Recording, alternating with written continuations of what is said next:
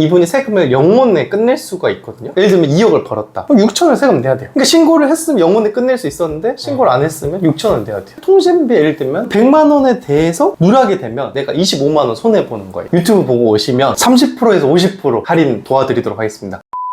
사장님, 나 저랑 꼭 놀아주세요.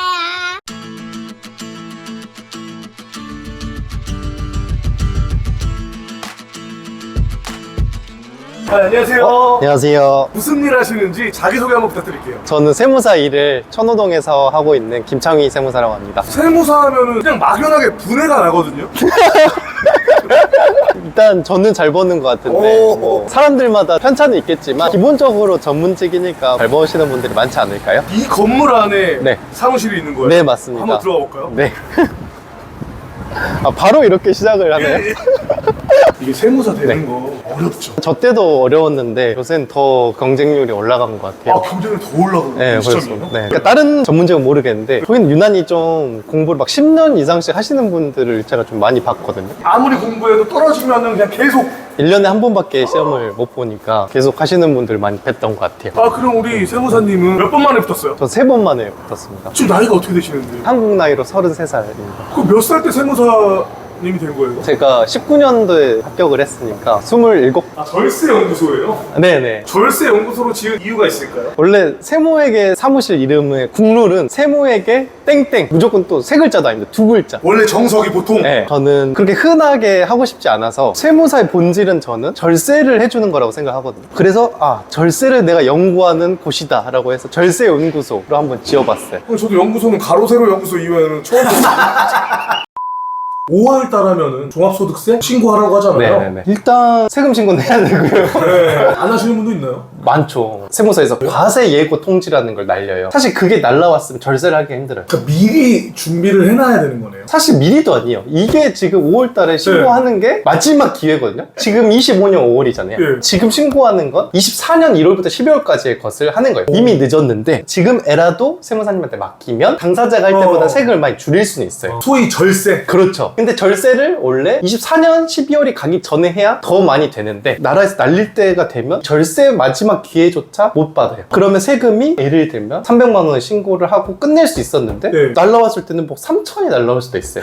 그리고 내가 신고를 제대로 했으면 영원에 끝낼 수 있었는데 마찬가지로 6천이 날라올 수 있어요. 그러면은 절세를 창희 대표님은 얼마까지 해준 사례가 있으셨는지. 최대 액수는 뭐 몇 억 되는데 일반적인 분들은 와닿지 않으니까 뭐 생각나는 것만 말을 하면 예를 들어 유튜버가 이제 청년이고 지역 요건을 충족을 하면 사실 이분이 세금을 영원에 끝낼 수가 있거든요. 근데 그 신고를 안 냈던가 혹은 내가 영원인인 거 아니까 그냥 신고를 안 한 사람이 있어요. 강과 함께 나라에 신고를 해야 영원으로 되는 거거든요. 근데 이분은 신고를 안 했으니까 나라에서 과세예고 통지를 보냈잖아요. 예를 들면 2억을 벌었다 순이익으로. 그럼 6천원 세금 내야 돼요. 그러니까 신고를 했으면 영원에 끝낼 수 있었는데 신고를 안 했으면 6천원 내야 돼요. 그럼 그때 가서 나 청년 창업가면 대상자인데 그때 신고를 해봤자 이미 늦었습니다. 그러면은 내가 뭐 세금 이거 뭘 몰라 머리 아파 하셨던 분이라도 이 영상을 본 지금 이 시점에 창희 대표님한테 문의를 드리면은 네. 아직 해결 방안 그 시간은 유효한 거죠. 그렇죠. 5월이 아직 안 끝났으니까. 많은 분들이 또 이런 분들이 있어요. 뭐 세무사가 알아서 해줄 거야. 잘 모르겠어 뭘 하는지 이런 분들이 많은데 네. 창희 대표님 같은 경우는 어떻게 하고 계세요 지금? 두 가지 경우가 있는데 기장 고객들이 있고 일회성으로 신고를 맡기시는 분들이 계세요. 기장 고객들을 좀 설명을 드리면 이분들은 사실 절세가 많이 되어 있습니다. 왜냐하면 제가 24년 12월이 되기 전에 예상 소득세랑 건보료나 이런 것들 다 보내드려요. 일반적인 분들이 딱 보면 일단 마음에 안 들어. 세금을 내야 되니까.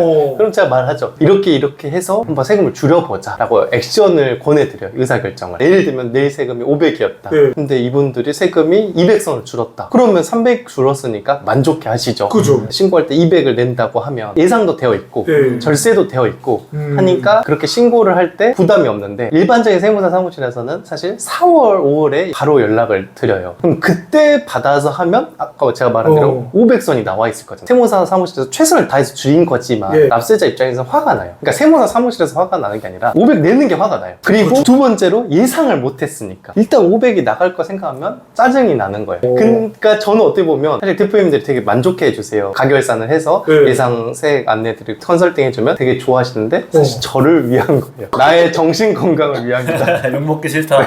기장료를 매달 내시는 분들은 이런 혜택을 받으셨고 이제 출발점이야.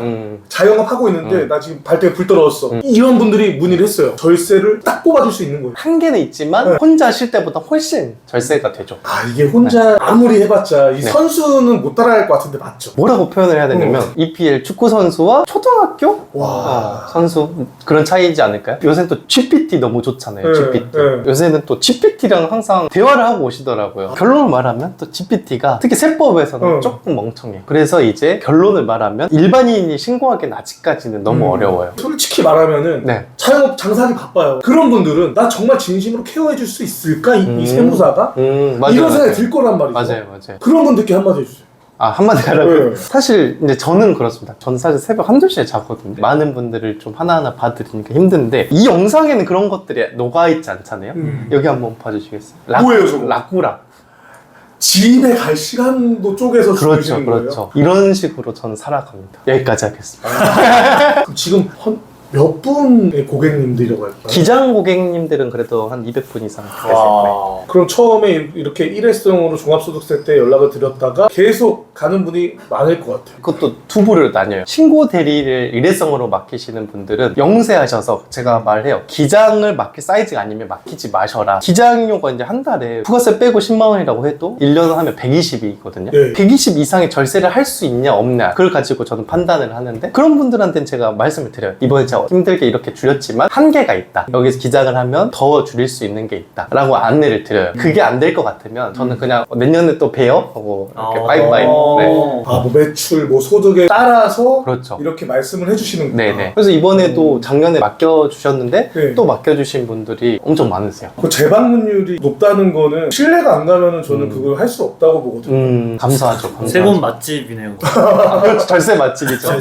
절세 맛집. 이제 그 많은 자영업자분들이 연락을 드렸을 때 네네. 준비를 뭘 해야 되는 거예요? 저희가 이제 준비 서류도 다 말씀을 드리는데 일단 카드 내역 같은 걸 다 또 준비를 하셔야 돼요. 부양가족 공제, 세액 공제도 있고 출산, 뭐 육아 그래서 세액 공제들이 꽤 있어요. PD님도 이제 받으셔야 될 것 같고. 그러면 상황에 맞춰서 사람에 맞춰서 세심하게 봐주시는 거예요? 그렇죠. 200분이 넘는 분을 그렇게 한 분 한 분 성심성의껏 한다는 게 정말 그러니까 집에 못 가는 거예요? 그 200분은 더 해드려요. 저는 지금 신고대리 분들 말한 거고요. 수많은 감면 공제가 있거든요. 진짜 어려운 것들. 근데 그런 것들을 다 넣어드리고 있고 기장하시는 분들은 신고대리 분들은 저희가 장부가 없기 때문에 못 넣는 것들이 사실 많아요. 그럼에도 불구하고 최대한 절세할 수 있는 것들을 좀 많이 도와드리고 사람마다 다 다르지만 전체적으로 절세할 수 있는 한 가지? 그건 꼭 있어요? 결국 비용 처리가 중요한 건데 비용 처리가 누락된 경우가 상당히 많아요. 혹시 PD님은 통신비 뭘로 납입하세요? 그냥 통장에서 빠져나가는 거예요. 그러면 안 돼요. 일반적으로는 그게 누락될 확률이 굉장히 높아요. 자동 계좌이체가? 그렇죠. 왜냐면 세무사 사무실에서 비용 처리할 때 카드 사용돼요. 세금 계산서, 그리고 현금 영수증 요걸로 매입 지출 증빙을 보는데 계좌이체를 한 내역은 알 수가 없어요. 그러면 그거에 대해서 다 누락이 되겠죠. 근데 저희는 통신비 납입 내역서 이런 걸 받아요. 1월부터 12월까지 통신비 내역을 수기로 입력을 넣어드려요. 그러니까 통신비뿐만 아니에요. 거래처 경조사비도 다 넣어야 되고요. 기부금 영수증도 다 넣어야 되고요. 자녀가 출산했다. 그럼 출산세액공제 넣어줘야 되고요. 이런 것들을 다 하나하나 봐줘야 되는데 리스트가 쏙 있거든요. 그걸 그래서 보내드려요. 근데 사실 통신비 예를 들면 뭐 10만 원을 가정할게요. 그러면 이제 1년에 한 100만 원 되잖아요. 그 100만 원에 대해서 누락이 되면 일반적으로 최소한 15% 되거든요. 그럼 15% 플러스 지방소득세 1.5% 플러스 건보료 8% 정도 잡으면 24.5%인데 그러면 100만 원 비용처리 못하면 내가 25만 원 손해보는 거예요. 생각보다 크죠. 그럼 우리 절세해줬던 고객님들 중에서 기억에 남는 고객님 있으세요? 유튜버 분이셨는데 이제 명의를 여자친구 명의로 하셔가지고 세금 낼 게 한 2,100 정도 있으셨거든요. 절세를 도와드려가지고 거의 500 언더로 해결해줬던 적이 있거든요. 심지어 과세예고 통지였는데 과세예고 통지는 일반적으로 못 줄여요. 일반적으로는 이렇게 하면 될 것 같은데 제가 엄청 그때 고민해가지고 줄여드렸던 적이 있거든요. 그게 생각났네요. 그럼 엄청 고마워하겠어요. 그때만 고마워하시던데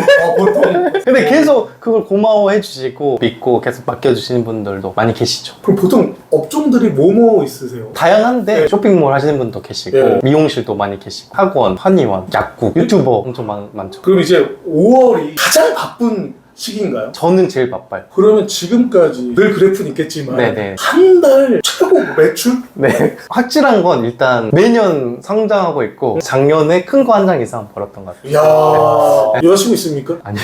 뭐 미모의 여성분들이 많이 세무 절세 문의를 해주셨으면 좋겠습니다. 사장님, 나 저녁 꼭 놀아주세요. 이 사장님입니다 영상을 보고 네네. 우리 창희 대표님한테 세무 관련 뭐 기장이든 뭐 일회성이든 연락을 드렸어요. 좀 혜택 아닌 혜택 주실 수 있나요? 유튜브 보고 오시면 30%에서 50% 할인 도와드리도록 하겠습니다. 이거 너무 센 거 아니에요? 30%에서 50%는 괜찮습니다. 그럼 30에서 50은 무슨 차이예요? 일단 100거 생각하는 거예요. 이분들의 금액이 크면 클수록 정가 수수료가 비싸거든요. 그거에 맞게 어떤 분은 최소 30%를 할인해 드릴 거고 크게는 정말 50%까지 도와드리겠다. 절세를 정말 간절히 원하시는 분들이 많단 말이죠. 네네. 그런 자영업자분들께 혹은 뭐 프리랜서, 뭐 유튜버분들께 절세연구소는 이런 곳이다라고 한마디 부탁드릴게요. 제 소개를 좀 하면 고객 이탈률 0%입니다. 물론 폐업은 제외예요. 네, 그럼 제가 폐업으로 나가신 분 있는데 그거 어쩔 수 없어. 너희 마음에 안 들다.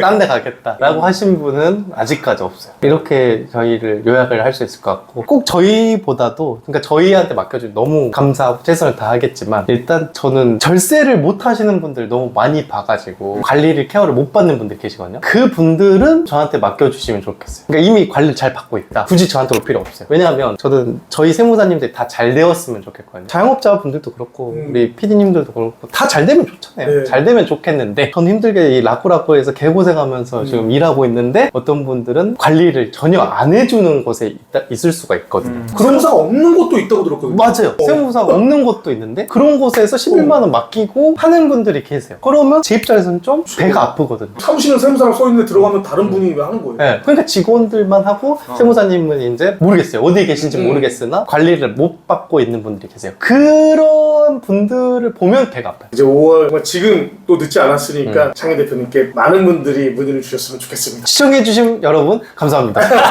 안녕.